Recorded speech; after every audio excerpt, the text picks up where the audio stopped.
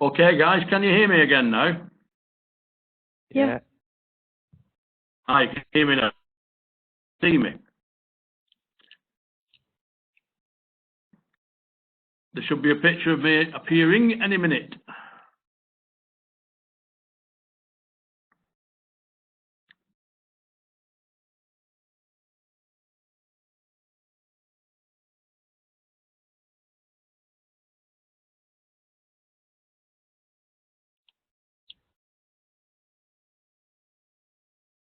Now I think we're on.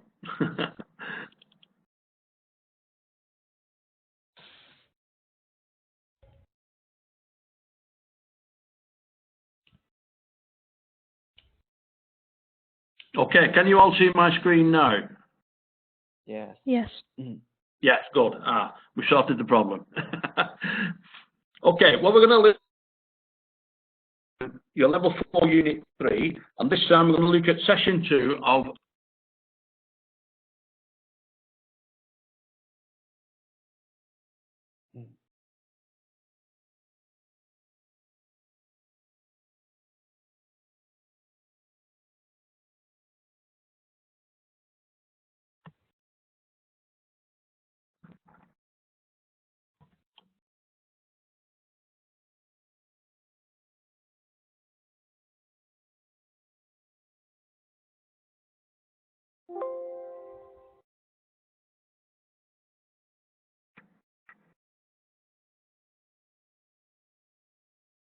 Okay, now for those that have only just come into the series, I want to just run through a number of the topics at the start of the this level 4, and those are to look at specification, the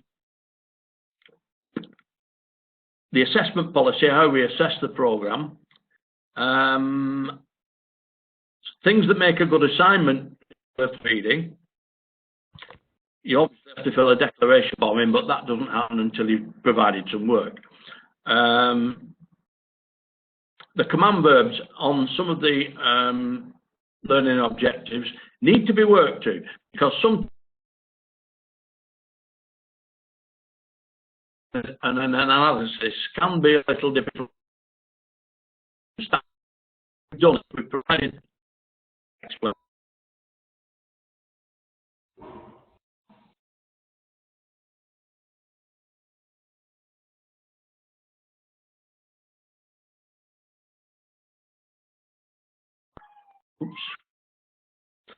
Introduction to business communication, and we're looking at 2. So I'm going to do this in a PowerPoint presentation with some notes and in bits by me, but at any time, if you're not understanding anything or you need clarification, by all means jump in. Don't worry about that, yeah? Okay.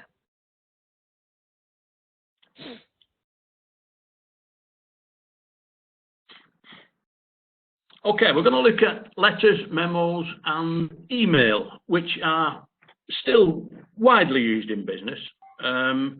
Letters less so, but things like notifications may come through the mail, or changes to any circumstances. Things like if you've got a mobile phone or anything with a contract, your provider may contact you by letter to make sure that you followed up on something that's been sent by either email or by text message, which isn't mentioned on here, but I'll come back to that nearer to the end. Yeah.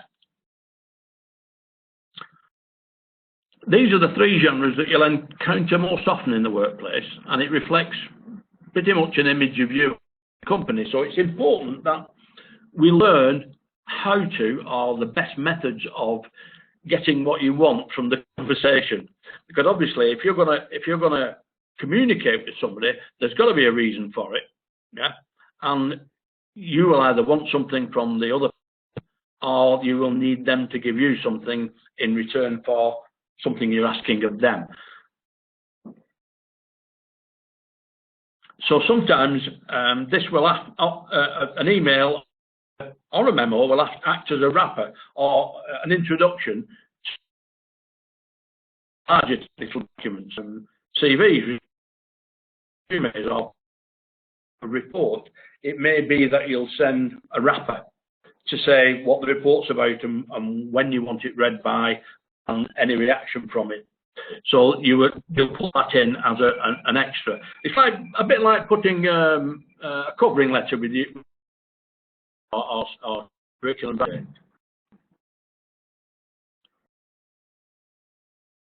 So when you encounter any type of new information, the two most important elements of any technical communication are the audience, or who you're going to speak to, and the reason or purpose of the communication. So those two things have to be in position before you go into any form of further detail with regard to what you're actually going to say. So, letter conventions. These are the oldest and most formal of the three genres. They're addressed to someone perhaps in another organisation or in another town or another member of a family who are not present at the time. And they're always included with a signature, usually in ink, at the end of it.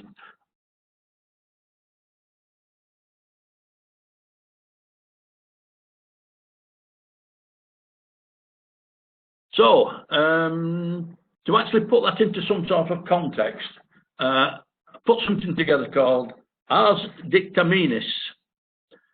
So it's the rhetorical art of letter writing, and it's intended to incite a reaction or an action from the other person. It could be said that Ars Dictaminis is to emphasise the practical application of rhetoric over theoretical considerations that might be practical in the orientation and became increasingly dominant. Now, to explain that in more detail, let me say, Ars Dictaminis is in Latin for a reason. It was developed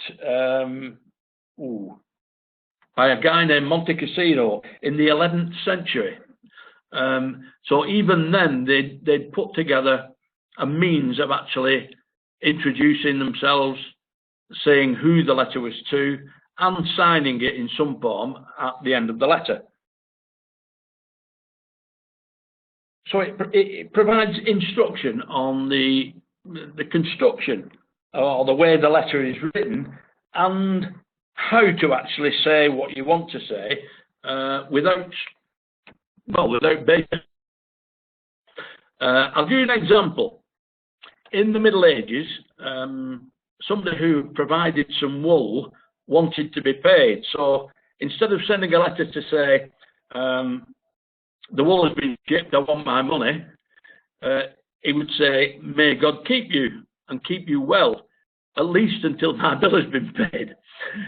So yeah, he's actually saying it in a nice manner. Yeah. So again, look at your audience and decide how to actually put it forward. A memo. Memos are usually put inside an organisation. Say most often used.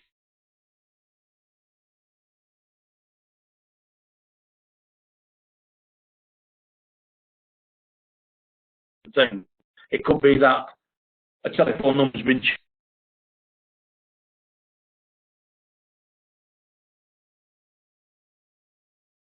Small memo, just really to emphasise or make sure that everybody has received.